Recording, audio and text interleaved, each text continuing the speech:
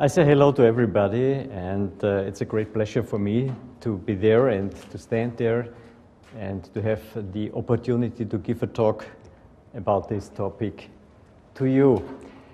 And let's start. That means first we have to speak about the indications. Why do we use breast ultrasound? For what? We have mammography.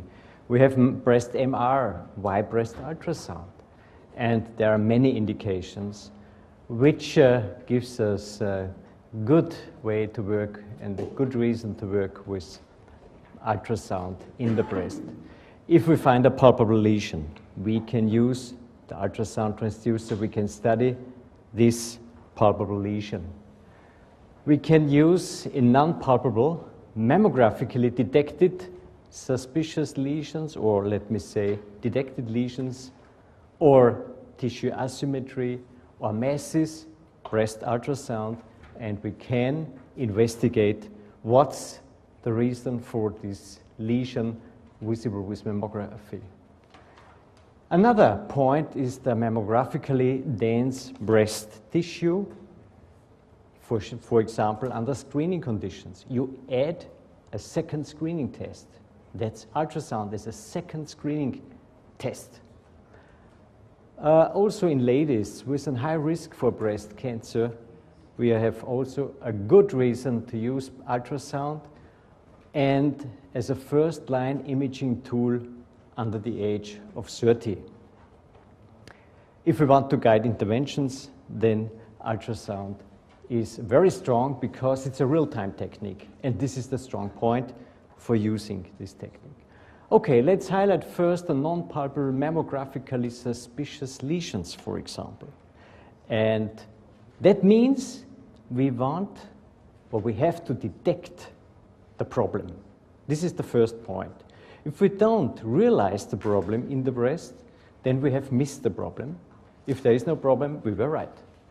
And I always like to say, the cancers are, if you say the word cancer, it's like saying this is a meadow with flowers.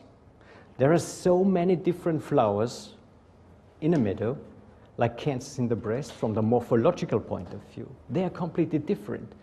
They can be roundish, mimicking a benign lesion, for example. Or they can produce some microcalcifications, like this intraductal cancer development. A third one is presented as an architectural distortion in this area, and another one, you can realize this from mammography because there's an asymmetrical density, an invasive ductal breast cancer. All these are mammographical appearances, and all these images, ultrasound images, are exactly the same lesions. The same lesions we saw first with mammography. And for sure, it looks to be a benign lesion, no shadowing behind. But if you're looking carefully and you study the margin here, you realize that there is something going on in this area. It is an invasive ductal breast cancer. Calcifications, these are the bright white spots inside. You realize the microcalcifications here because they are embedded and surrounded by echo-poor tissue. Otherwise, you wouldn't realize it. If it's somewhere here, you miss all these microcalcifications with ultrasound. So this is a challenging problem for ultrasound. The architectural distortion looks like a lesion here with ultrasound. And the asymmetrical density as well is visible here as a lesion disrupting the fibroglandular tissue strand here in this area. So there are many different morphological appearances and types of breast cancer tumor growth in the breast. If we go for the mammographical dense breast tissue, then this is an additional screening imaging test we add to mammography to find additional information. And there's also medical evidence behind this procedure. You can find, in addition, breast cancers you can't find with mammography, and especially in the dense breast tissue, ACR grade 3 and ACR grade 4, you have a sensitivity for ultrasound of 81.4% in the ACR3 group and ACR4 of 76.1%. So you can definitely add, in addition, sensitivity to mammography. And this is how it looks like to be. That means this is ACR1. Here, mammography is more or less the best imaging modality to rule out breast cancer in the breast.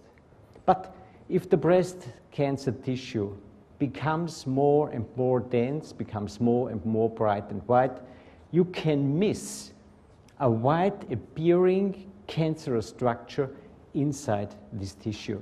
And that's the reason why it makes sense to add breast ultrasound in this situation. So we have the chance, if you're working with such a broadband transducer, 6 to 16 megahertz, a volume sector angle of 29 degrees, a footprint of 40 millimeters, and you have the chance to work on the one hand with 2D. It's not necessary to change the transducer from 2D to 3D, and this is the perfect situation because you are quick. You only have to stop where the lesion is located. You press a button, you obtain a data sweep, and you have such a 3D static data information available. Typically, a multiplanar imaging view you are obtaining from this. So what we are dealing with now are the masses, the lesions in the breast. And we have to realize the problem with 2D. The basis is a very high quality 2D image information. You realize the problem with 2D, and then you take, in addition, such a 3D data set. And that means you can, as I like to say, you can play with the 3D data afterwards you have obtained them. And here, for example, this is such a situation, a very dense, from the mammographical point of view, very dense breast. And with the extended view technique, you have an ideal tool to describe where the lesion is located in the breast. This is the nipple area. Here is the breast cancer, disrupting this normal fibroglandular tissue. And with this extended view technique, you can measure the distance between the mamilla on the one hand and the lesion on the other hand. And in addition, the distance between the skin and the lesion. You take the icon for the left or right breast. This is the left breast, a quarter after 2 o'clock, something like this. And this is the distance, 7.8 and something of 6 millimeters, like this is the distance between skin and lesion. And now we have to work with the lesion. That means we take such a 3D data set and we measure, study, and analyze the underlying problem. It's nothing else than a small invasive ductal breast cancer. Without any additional focus, this is what I want to say if I say we use it as an additional screening modality to mammography. Next point, what's the aim? The aim, if we are working with 3D and the breast, is that we want to come close to reality from the anatomical and the pathological point of view of the breast structures. And this is how it works. A huge breast cancer, and now we obtain the data sweep. This is the real-time situation. The cancer is disrupting the structures, the pre-existing tissue. Now we are walking to the skin, back to the chest wall, rotating around the y-axis all this information. We study the irregular shape, the margins, the C-plane, this architectural distortion coming up from the C-plane afterwards. You can measure, you take all the measurements from these 3D data sets. So this is, on the other hand, the point where you are becoming quick if you are educated and well-trained with the handling of this system.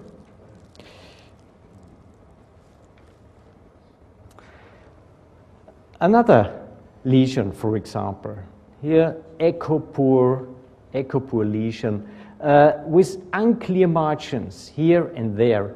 And the question arises, is there an option, a tool, to enhance, to clear the margins a little bit better? Because a clear margin means you become better with measurements. You are coming closer to reality with your measurements. If you have unclear marginal situation, then this is always it's an estimation, not more and not less, of the long axis distances. So here VCI helps you to enhance the contrast between the surrounding tissue structures and the lesion as such. So that means you are not only looking on a cross-section, as we are usually used to do with ultrasound images. Now we are looking onto a slice. And this is a slice with 1 millimeter slice thickness in this situation.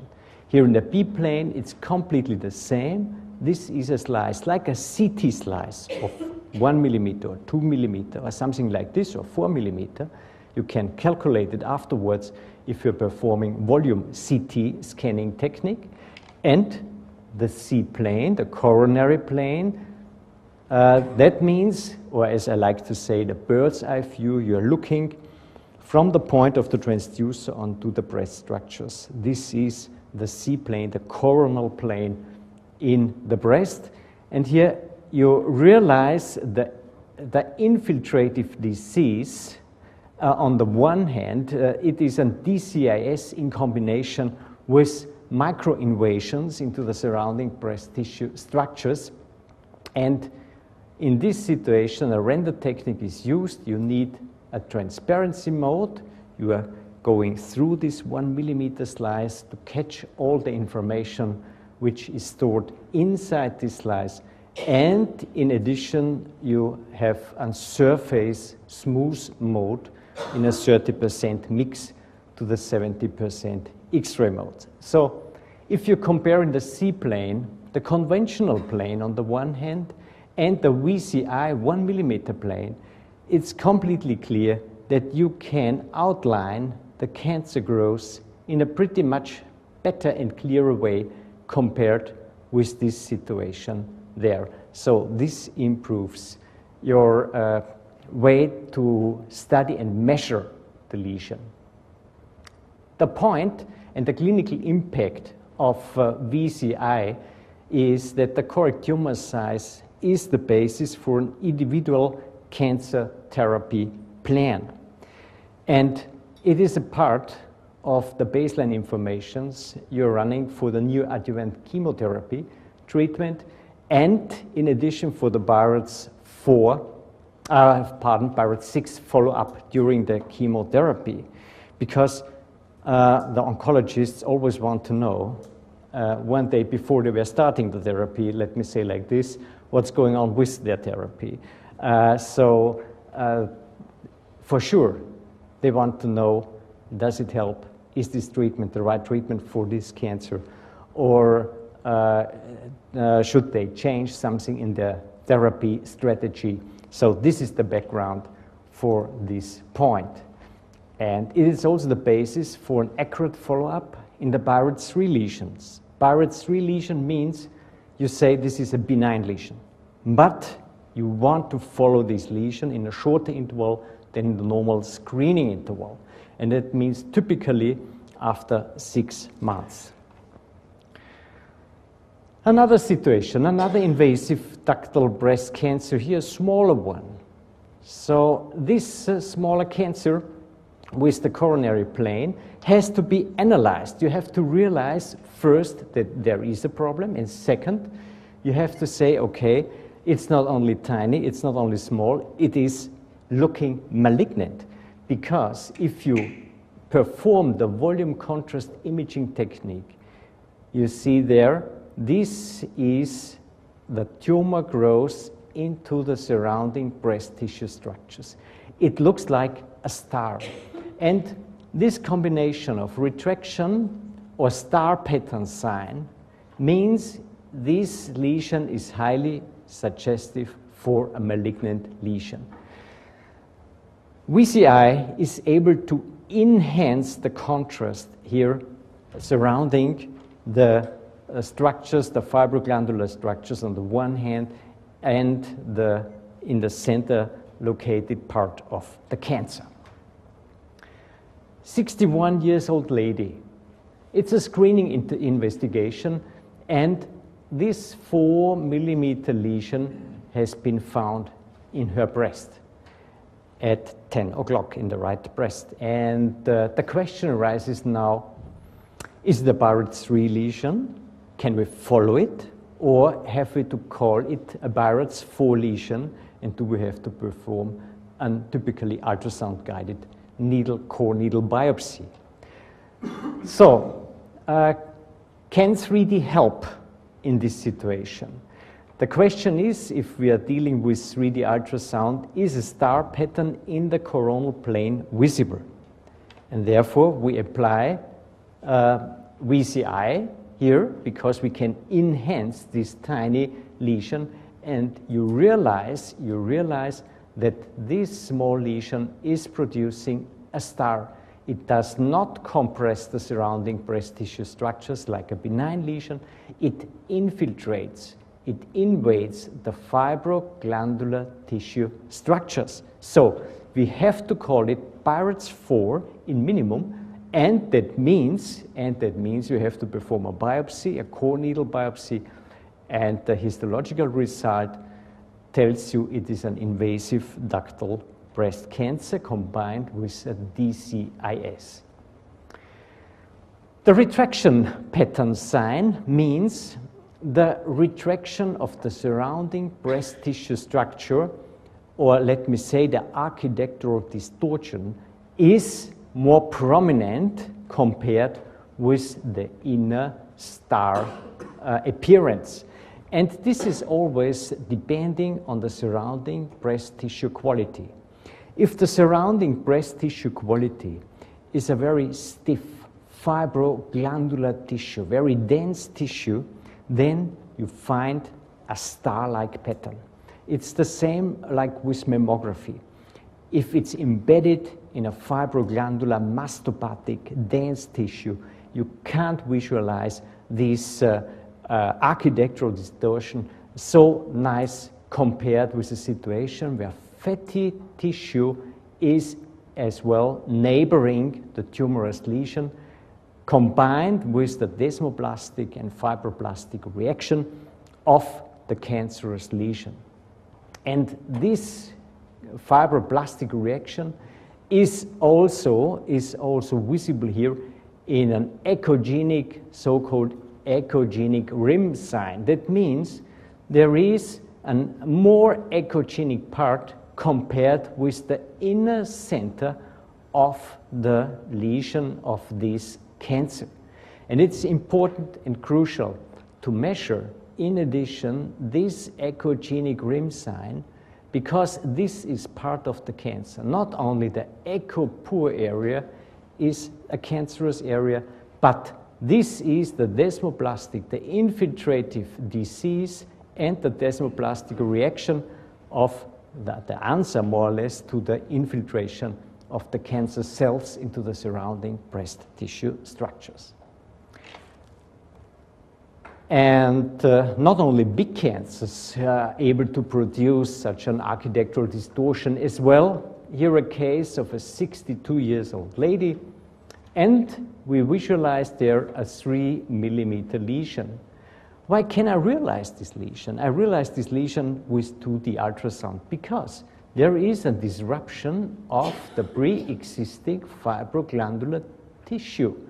And if there is a disruption, you have to clear the reason for this disruption.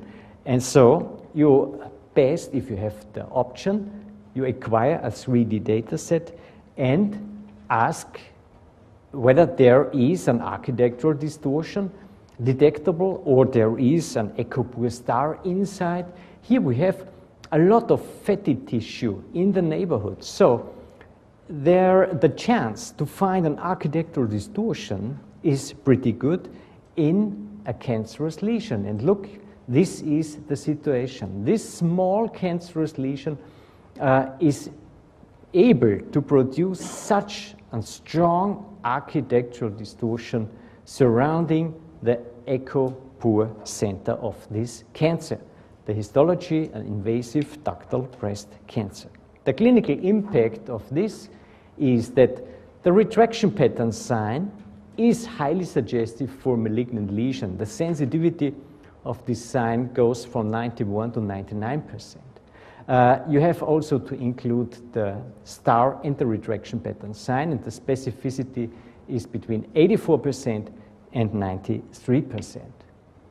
The opposite side is the so-called compression pattern sign. That means a benign lesion has the tendency to grow and to compress the neighborhood, to compress the surrounding breast tissue structures. And as a consequence of this, if it's growing longer and compressing longer the surrounding breast tissue structures, you will find a convex growing lesion, looks like a coin, and you can visualize this very thin, bright line in addition.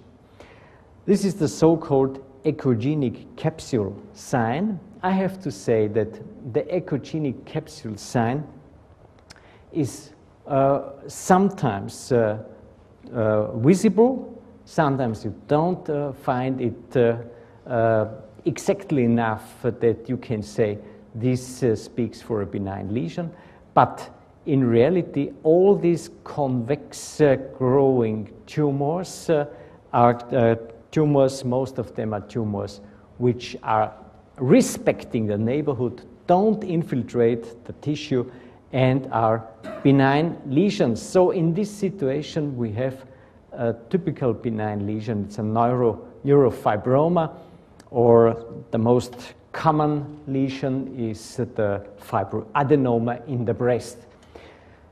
Here the question arises in the C-plane, do we have a compression pattern sign? We have to put a question mark because we have to analyze it. And if we go here along, it's a nice margin there. It is bulging, compressing the surrounding fat tissue structures. You want to enhance the information because here and there it's not so clear. You can enhance it, we have learned, with the VCI technique. And you see you have partly a compression pattern sign here, and here is a speculum. A speculum is always suspicious for an infiltrative disease, and on the other side, in addition, there are some small speckles. So this tells you you can't tell it a compression pattern sign only. There's a mix of a compression pattern sign and of a star pattern sign, and that means it is indeterminate. And if something is indeterminate, you have to clear it as well. You have to call it Barrett's 4 as well, and this is the clinical impact. That means the indeterminate pattern is a combination of a star or retraction pattern sign on the one hand and the compression pattern sign on the other hand. This sign goes in about 80% with benign mastopathic lesions, but in 20% you can find this sign in combination with breast cancer. So biopsy is the consequence. I investigated 356 solid breast lesions, and I found the compression pattern sign in about 1/3 in 124 lesions. The retraction and star pattern sign in 39%, and the indeterminate pattern in about 1/4, in 26%. So that means this third box is an important box, and it is worth, in addition, to perform a biopsy, because 20% of lesions meeting this box are cancers. And the statistical data compared with a French group, Rotten, Levelon, and Serra, published in 1999, showed that the sensitivity of our group was very high with 99%, but the specificity compared with the French group was pretty much lower with 84%. Why? Because it's always the same game. If you stress the specificity, you reduce your sensitivity. If you stress the sensitivity, you reduce the specificity. For sure, because you are getting more false positives in addition. So we perform the biopsy of all the things which we are looking, which we are showing a retraction or star pattern sign, and therefore you have an overlap also with benign lesions and a bigger overlap with benign lesions. Concluding this part, I can say the coronal plane provides definitely new information to differentiate benign and malignant breast lesions. The criteria of a compression and retraction pattern include an overlap of benign and malignant lesions. In the cases of a retraction or star pattern sign on the one hand, or indeterminate pattern on the other hand, an histological result is mandatory.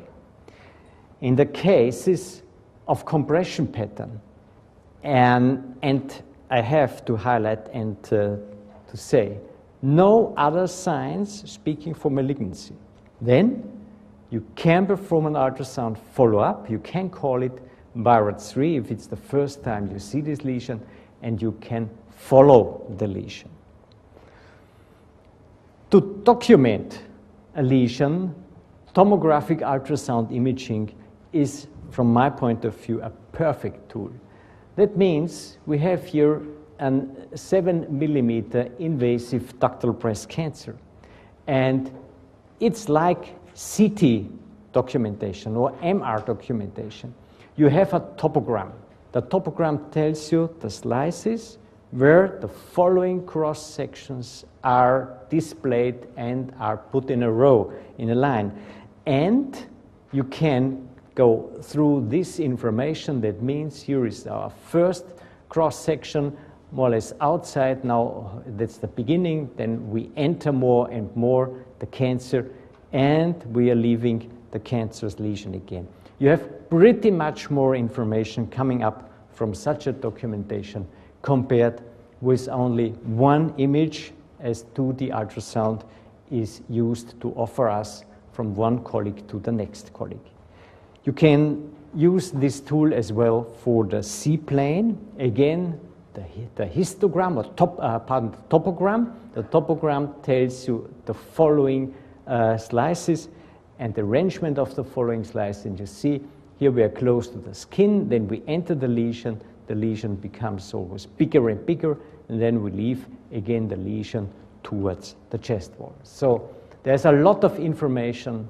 This infiltrative disease, this star-like appearance of this cancer, it is completely clear that this never ever can be, or let me say, can be a lesion you can follow. This is what I have to say. You have to perform a biopsy, and you have to call it BIRATS5. It's for you and for me a cancer.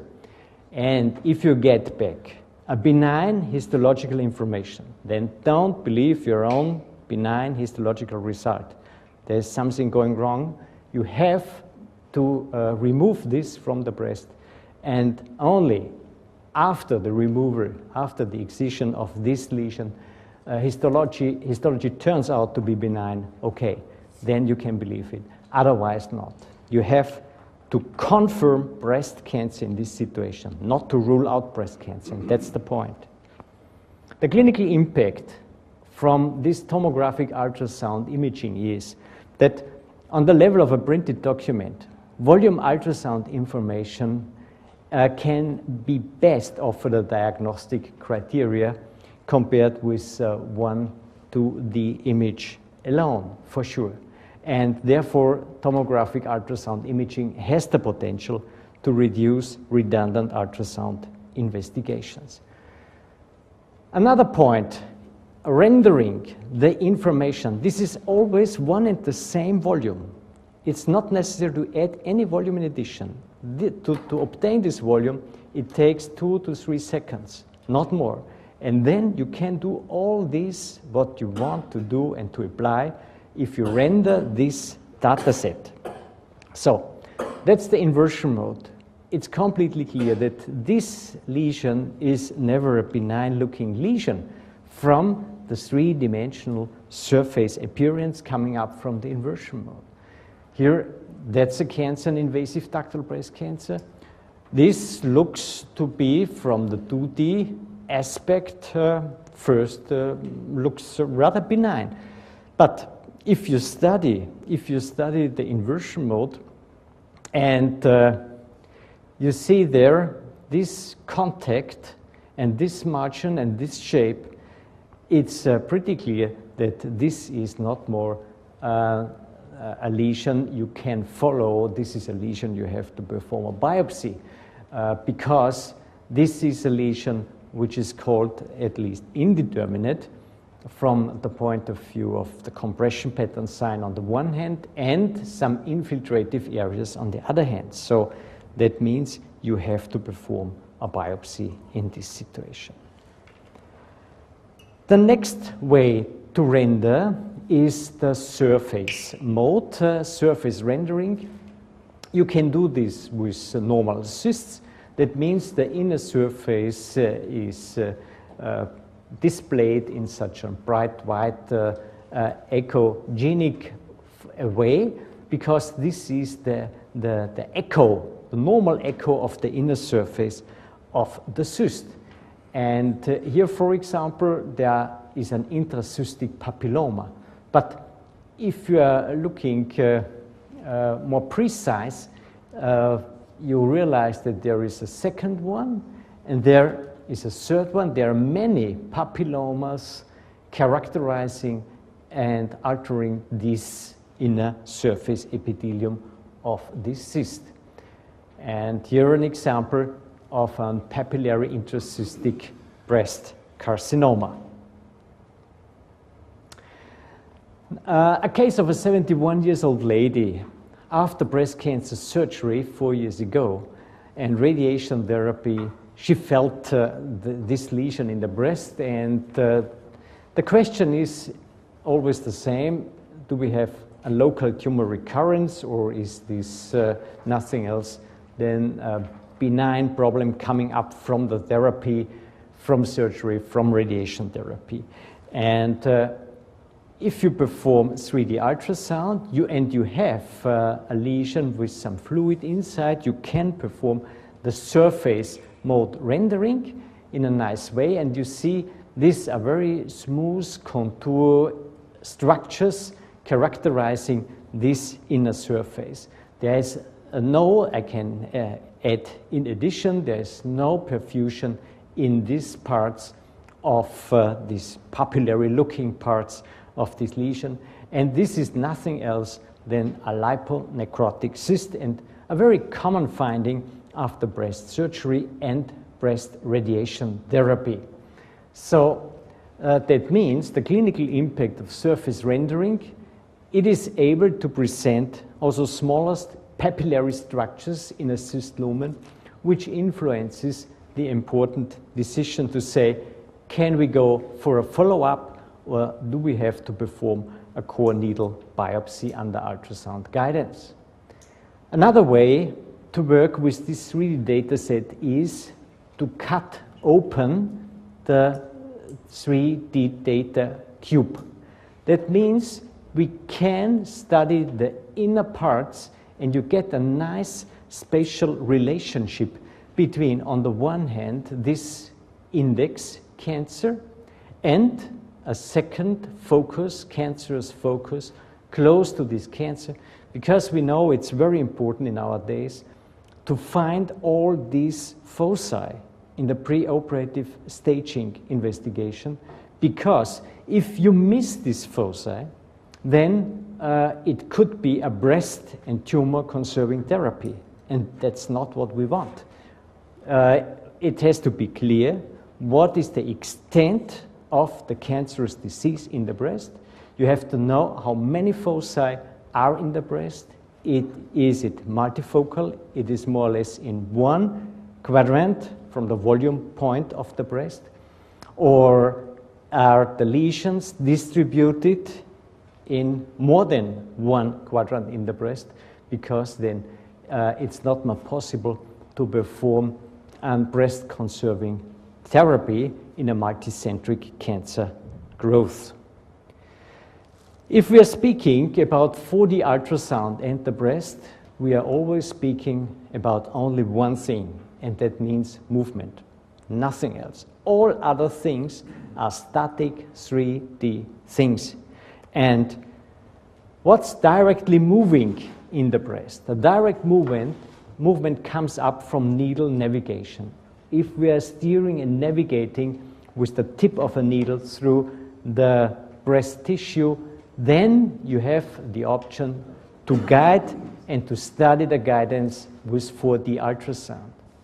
On the other hand, indirect movement in the breast means 4D sonopalpation. You can compress and decompress the tissue with your transducer. You can study the lesion, you can study the surrounding structures, the behavior of these borders between lesion on the one hand and normal tissue on the other hand. You can be stable in position with your transducer, and you can palpate with your finger the tissue, and you can study the movement again in the coronal plane, for example. Or the dynamic 4D investigation, that means you're rotating surrounding the tissue, and you can go in the coronal plane from a very skin close position to the chest wall position, so you can run through the entire thickness of the breast towards the chest wall. For example, here, this is an intraductal empyema, so no cancerous lesion. In this situation, you see the major collecting ductal structure is dilated and full of putrid material. There are already 2 weeks of antibiotic therapy behind this lady, and you see also some vascularization, hypervascularization surrounding these structures in the coronary plane. It's not only one dilated major ductal structure, but there is also a second one visible there. So you get a completely other way to look on all these structures in addition to the typical axial way, and you get a nice spatial relationship between these, in this situation, dilated ductal structures. Or here in another situation, this is first a scar lesion. And you see, this is a dark line, the shadowing of this line. I bring the line parallel here to this line, and you will see there's nobody, nothing, which is producing a lump, only a fine dark line. Here, that's a cancerous lesion. First, the A plane, the typical 2D investigation, a cross-section, and then I hand over to the C plane. This is the cancerous lesion. And then here you see the C plane of the same cancer, and this C plane tells you a U-shaped appearance of the cancer growth. And if you compress this structure with the finger, it stays morphological stable. It doesn't change morphology because it's a very stiff tissue. It doesn't change this appearance. So this speaks for a cancerous lesion. If we are going for the measurements, it is very important to come very close to reality, because especially if you go, for example, for a lesion you call breat 3, and think about the follow-up situation, and then it changes. So it is always important to be very accurate with the measurements. And typically, if you work with 2D ultrasound and you find a lesion, you go for the longest axis by moving and rotating a little bit the transducer, and then you're looking where is the longest axis. You freeze it, you measure it, and then you go in the perpendicular cross-section, look again for the biggest extent and distance, freeze it, and measure it. The problem is, if you are working with 2D, you may measure sometimes the lesion not in the longest axis. You can measure it in an oblique way. Look at this. Here, this measurement wouldn't be correct. Why? Because the long axis of this lesion is in the coronal plane, clearly visible, here arranged in an oblique way. You never can measure here the correct long axis. You have to bring this long axis parallel, here parallel to this orange line. Then you're able to measure the true long axis of the lesion. This is the perpendicular cross-section, and that's the vertical extent of the lesion. So the coronary plane tells you immediately, if you study this plane, whether you are measuring in the longest axis of the tumor growth and tumor extent, or you are measuring in an oblique way, and therefore you are measuring two short distances. In addition to the point of view of measurement, you can say vocal. Vocal is nothing else than a volume calculation program or a computer-assisted virtual organ analysis. Look at this, a completely irregular shaped invasive ductal breast cancer with a volume of 0.5 milliliter. That means this is an estimation in cancers. Why? Because typically the cancer tumor growth means an infiltrative disease. You decide where the cancer begins and you decide where the cancer ends. This does not necessarily fit together with the histological point of view. So this is your decision, and therefore I say it is an estimation of the tumor, the cancer volume. If the lesion is nicely marginated, it's looking benign, this lesion, like a fibroadenoma, you can outline it, you can segment it by hand, and then you get an information which fits nicely to the true volume of the lesion, here with 0.8 milliliters. And you can, here, this is a fibroadenoma with the original grayscale information. You can rotate it, you can animate it, or here a cancerous lesion, and in the light blue, a cancerous lesion as well, animated, rotated around the y-axis.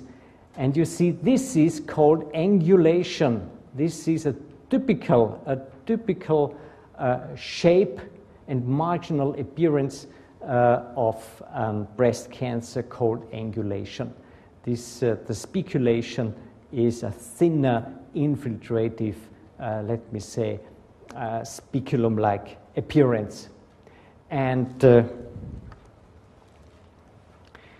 you see, it's important to work with all these features, because you're a 32-year-old lady with this macrolobulated lesion.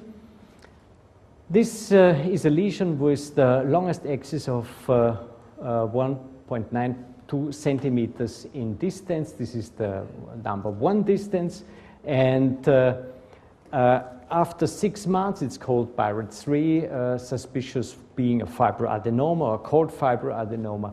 And after these 6 months, a follow-up investigation was performed. And look at this. Now, the longest axis is the distance 2. And the distance 2 is 2.3 centimeter distance. First 2 centimeter, 6 months later 2.3 centimeter distance. So there is something going on in this lesion, and the consequence of this was to call this Barrett's 4 and not more Barrett's 3, and to perform an ultrasound-guided core needle biopsy to rule out malignancy, but to confirm the benign underlying disease.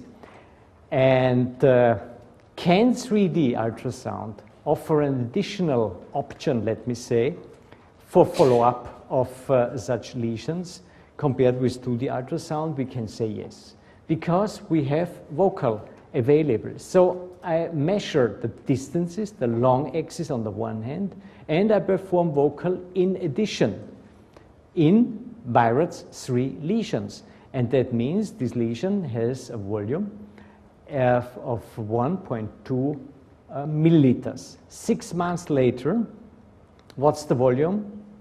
1.2 milliliter.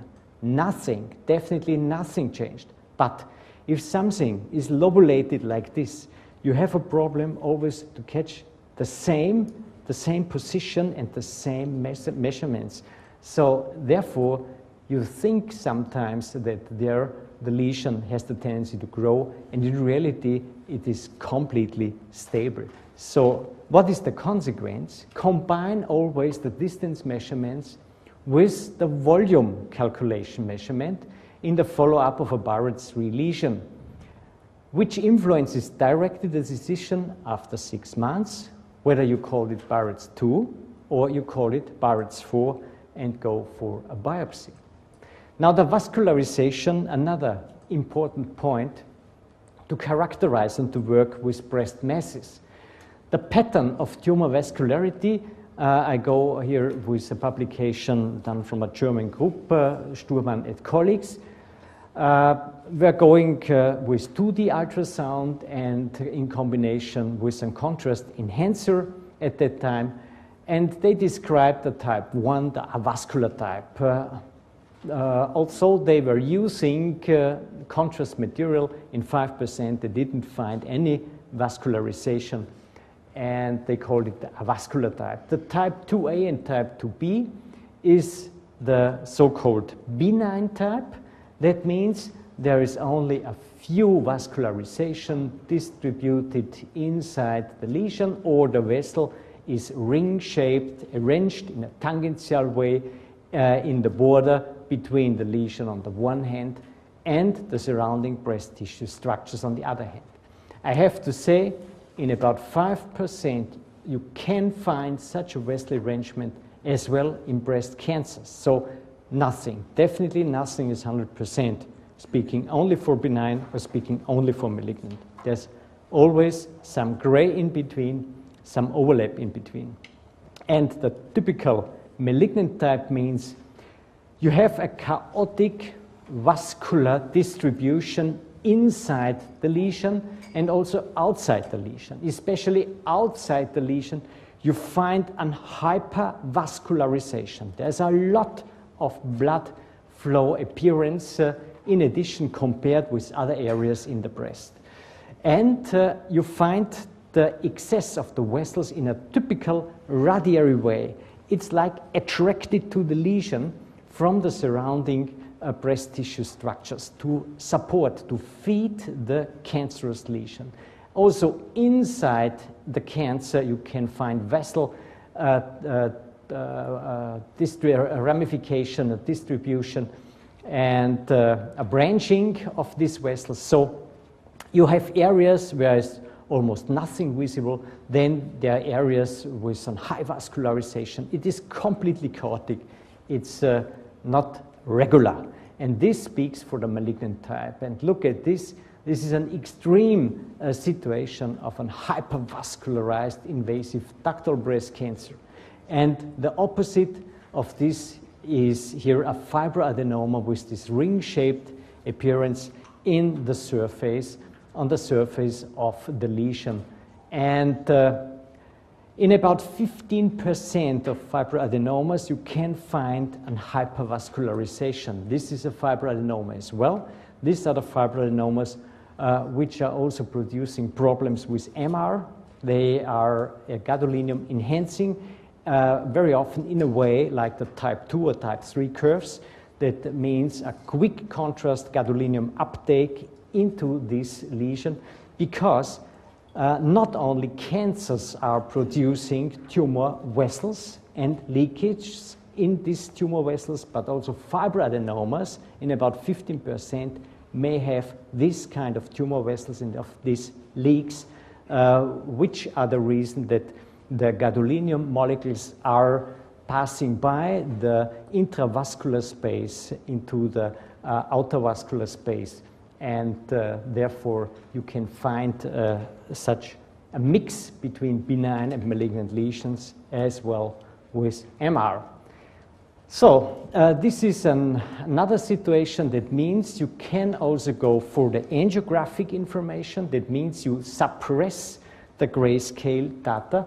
And here we call it glass body rendering. The grayscale data are calculated and shown transparent, so you can look through the grayscale information to the surface rendered vascular and flow information. You can document with the tomographic ultrasound imaging technique. You can suppress the grayscale information. Then you go for the angiographic information of this vessel distribution in combination with the high definition flow imaging.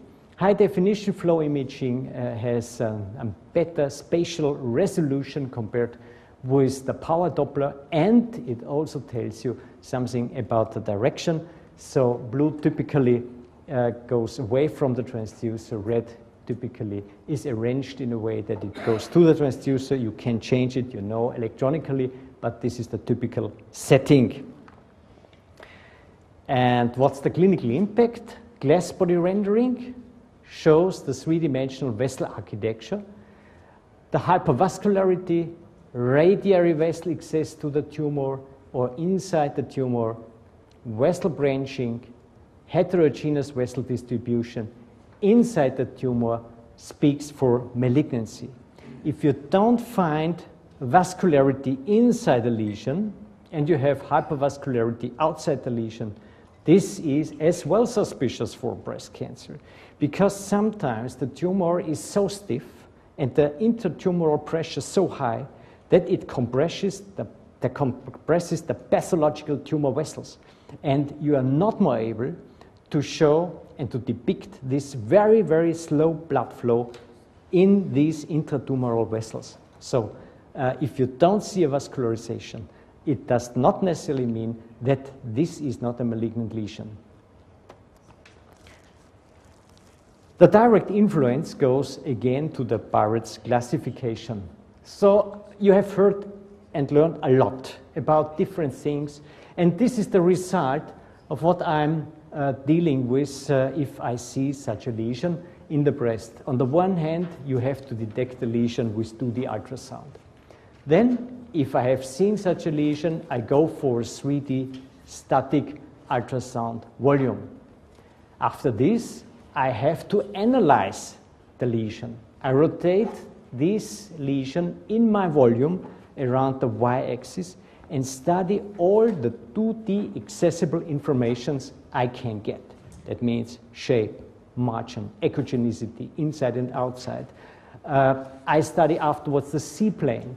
I go for distance measurements. I know exactly how the long axis is located from this tumor growth after C-plane study.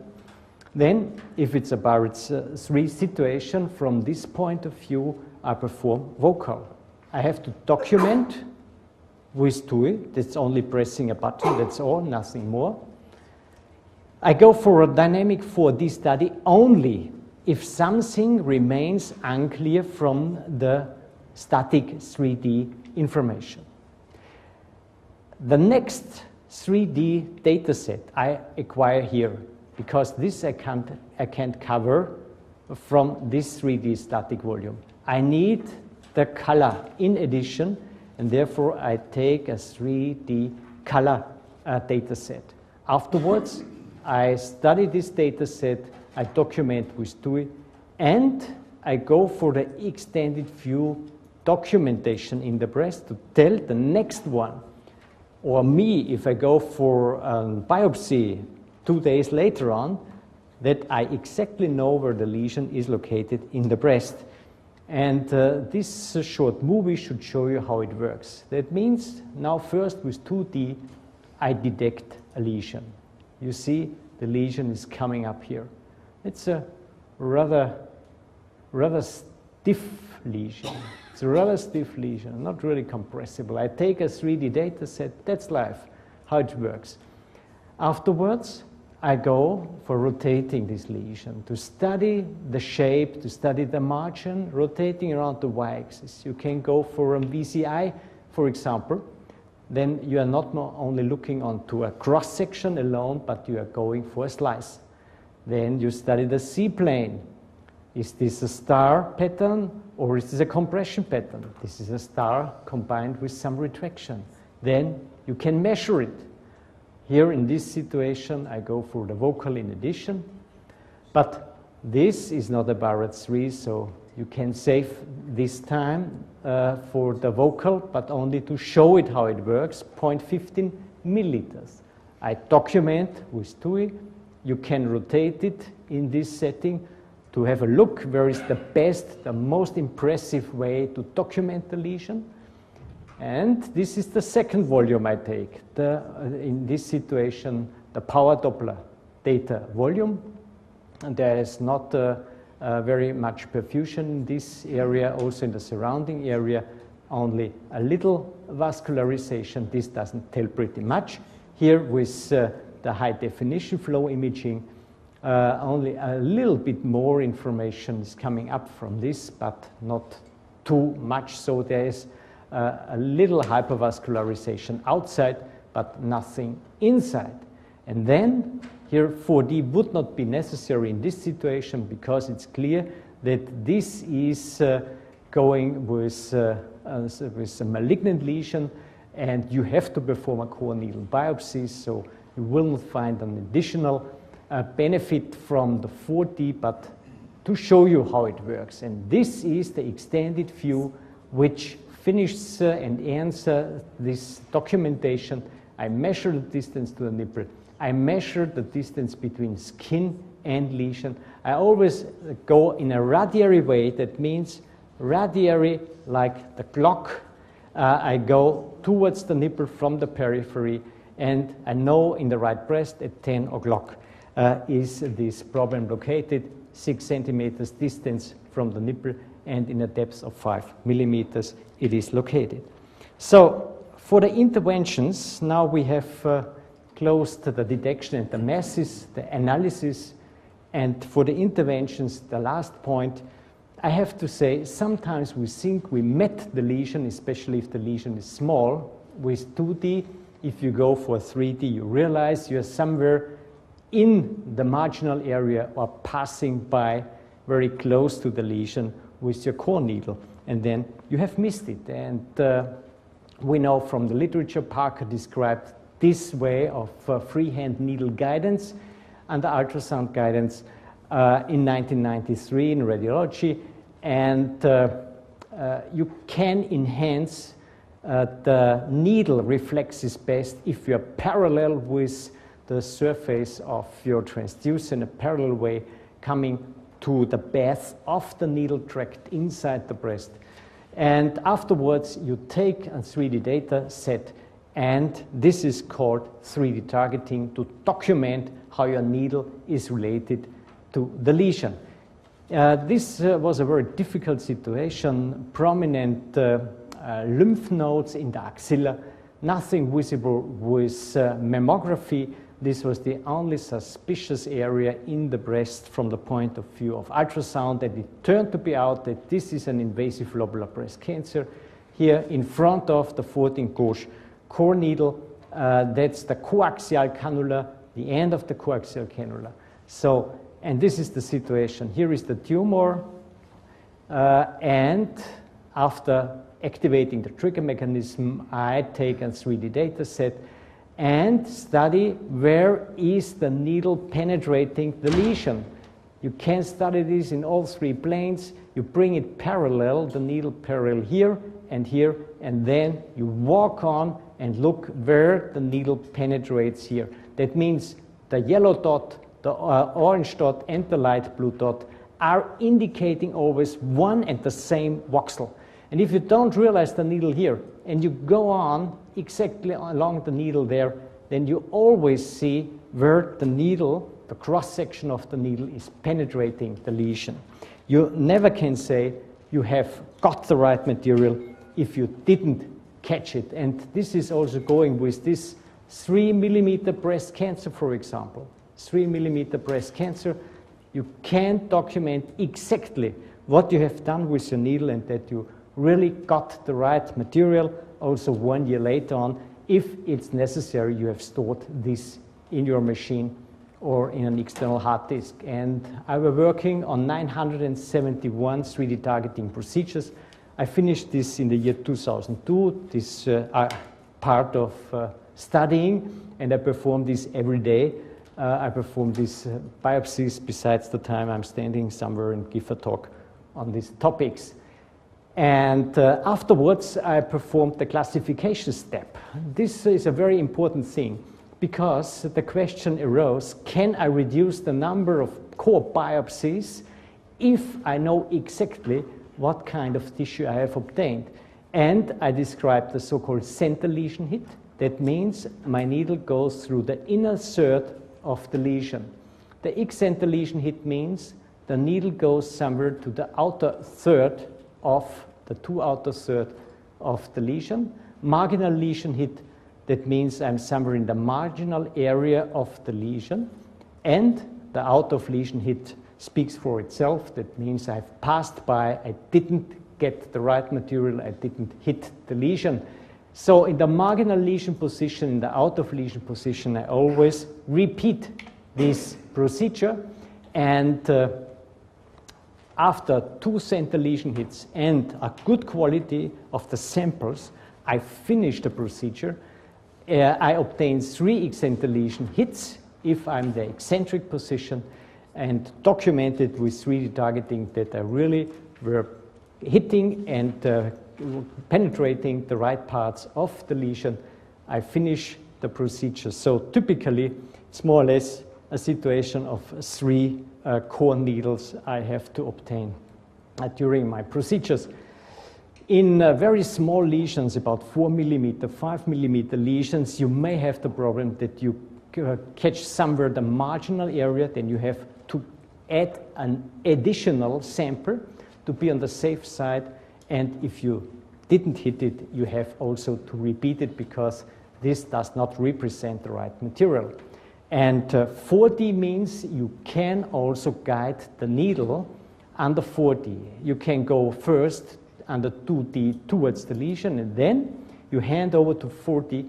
And I was the first who described this technique and presented this technique at the World Congress in Florence in the year 2000.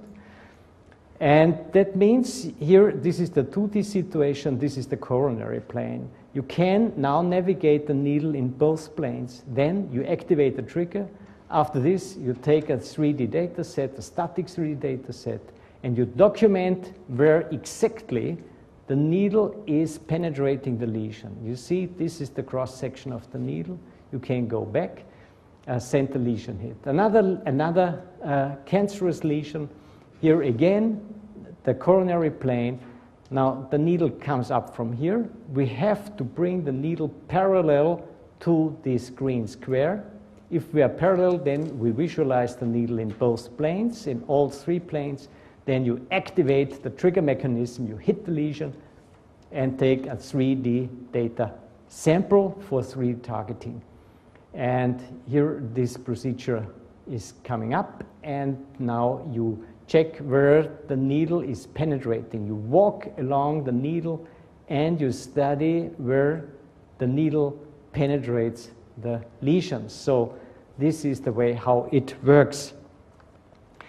And let's come to the end and conclude.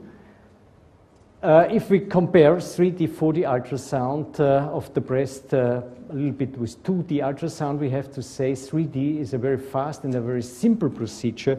So this is a procedure definitely suitable to be used. It's a very good procedure to work with all three planes to get precise measurements, and full command in 3 planes is available. You have definitely more information than 2D ultrasound images are able to offer you. You can analyze the different scan planes, and you can use for analysis of the lesion different reconstruction modes. You have an availability and comparability of 3D ultrasound volume data for follow-up, which is an excellent situation to decide whether Barrett's 2 or Barrett's 4 if you're following a Barrett's 3 lesion. You have a permanent and a reliable analysis of anatomical and pathological details. And so, all in all, it's definitely suitable for our daily diagnostic praxis and interventions. Thank you very much.